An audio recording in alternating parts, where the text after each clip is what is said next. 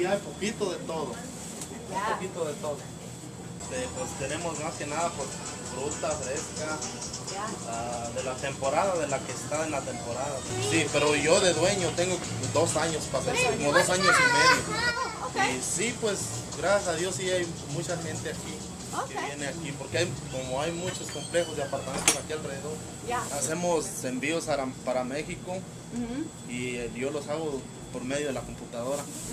Porque antes era hablar por teléfono y hablar por teléfono y tenemos como dos compañías que hacen recargas a teléfonos y yo uso la computadora para hacer las recargas a los celulares.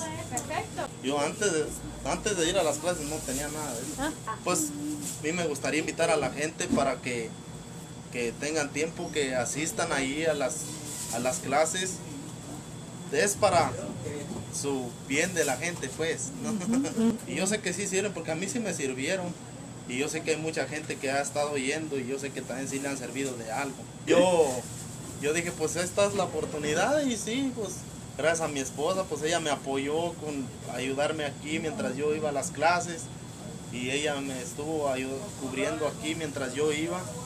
Y pues está bien, y yo también quisiera darle la oportunidad a ella. Porque sí se necesita, porque ya ve que hoy en día se usa mucho eso de la computadora y eso. La tienda sí la pueden encontrar en Google y sí está ahí. Ok, muy bien. Sí, se llama la tienda García. Tienda García. Sí. Vaya a las clases, deje los nervios en la casa, al cabo.